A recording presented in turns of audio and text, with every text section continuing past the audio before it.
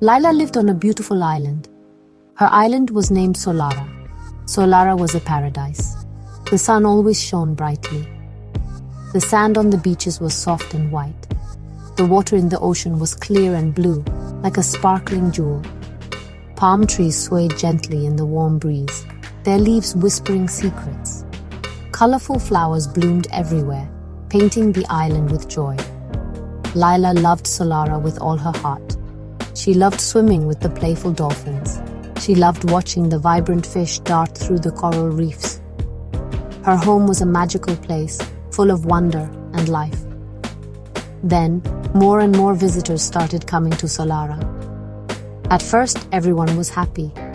The visitors brought excitement and new opportunities. They loved the island's beauty, just like Lila did. But soon, things began to change in ways that worried Lila. She started seeing plastic bottles floating in the clear water. Brightly colored plastic bags got caught on the pretty coral. Tiny pieces of plastic mixed with the white sand, like unwelcome confetti. The beaches, once pristine, now showed signs of carelessness. This made Lila's heart feel heavy. She remembered when the shores were spotless, reflecting only the sky. The changes were not just on the beaches. Some visitors did not understand Solara's special places.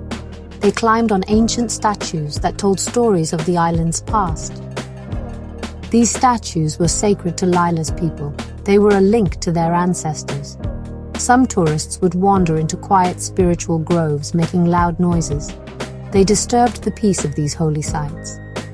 Lila saw people taking selfies, giggling in places where islanders went for quiet prayer and reflection.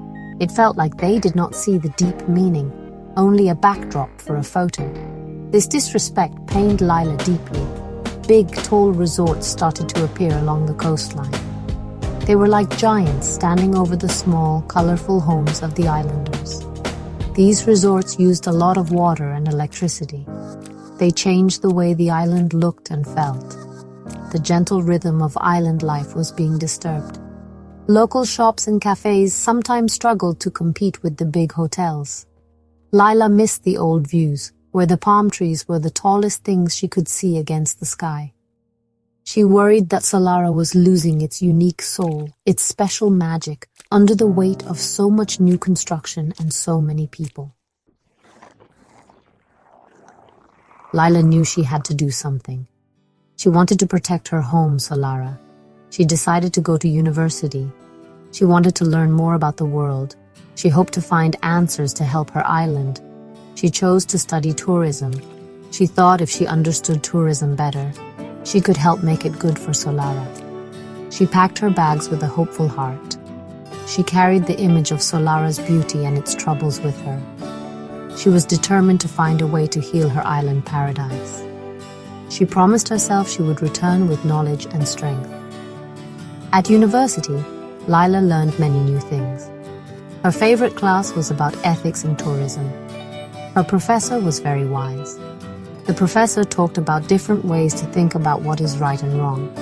She first learned about utilitarianism. The professor explained, "Utilitarianism is about making the most people happy." It asks, what action brings the greatest good for the greatest number?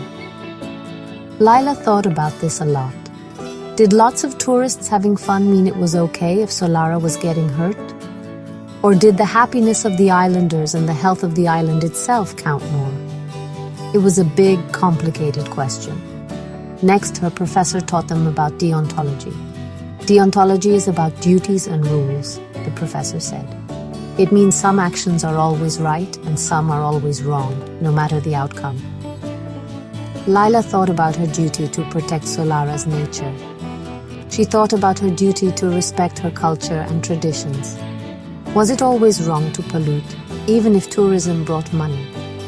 Was there a fundamental rule to care for the earth and its heritage?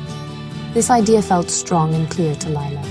It spoke to her deep love for her home and her ancestors' ways. Finally, they learned about virtue ethics. The professor explained, virtue ethics focuses on being a good person. It's about having good character, like being honest, fair, and caring. Lila loved this idea. It meant thinking about what kind of person she wanted to be, what kind of host Solara should be to its visitors, and what kind of visitor people should be when they came to a place like Solara. It was about cultivating goodness in oneself and in the community. This resonated deeply within her, connecting to the values her elders had taught her. She felt this was a path to true sustainable happiness for everyone.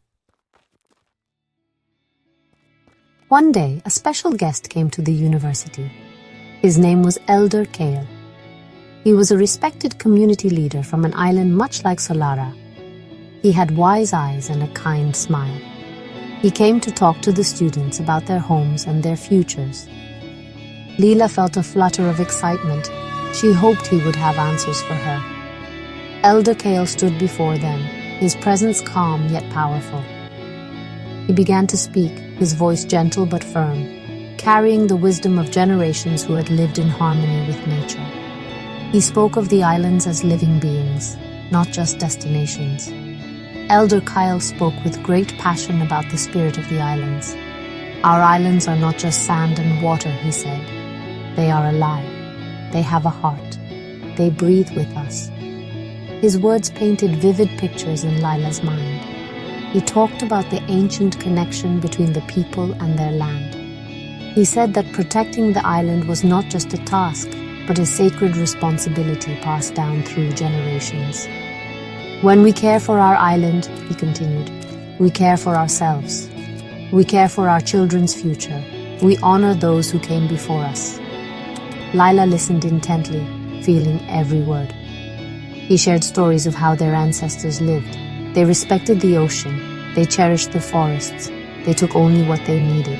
They always gave thanks. They understood the balance, Elder Kale explained. They knew that if you hurt the land, you hurt yourself. He then spoke about tourism. He called for a new kind of tourism.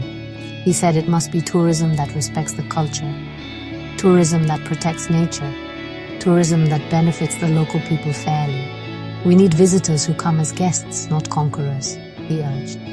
Guests who want to learn, not just take. Lila felt a fire light up inside her. Elder Kale's words were like rain on dry earth. They connected everything she was learning in her ethics class: utilitarianism, deontology, virtue ethics. It all made sense now, through his stories. She saw how these ideas could help Solara. She understood that she could be a good person, do her duty, and work for the happiness of her people and her island. She felt a new sense of purpose. She was no longer just sad or worried. She was inspired. She knew she had to act. She knew she could make a difference for Solara. Full of new ideas and a strong will, Lila returned to Solara. She felt ready to help her island heal. The first thing she did was talk to her friends and family. She shared what she had learned and her dreams for Solara. Many young people on the island felt the same way. They were worried too. Together, they started by organizing beach cleanups. Every weekend, they would go to a different beach. They picked up plastic bottles, fishing nets, and all sorts of trash. It was hard work, but seeing the beaches become clean again made their hearts sing with renewed hope. Lila then thought about how to share Solara's true spirit with visitors. She decided to create cultural tours. These were not like the usual tours. She worked with elders to design them.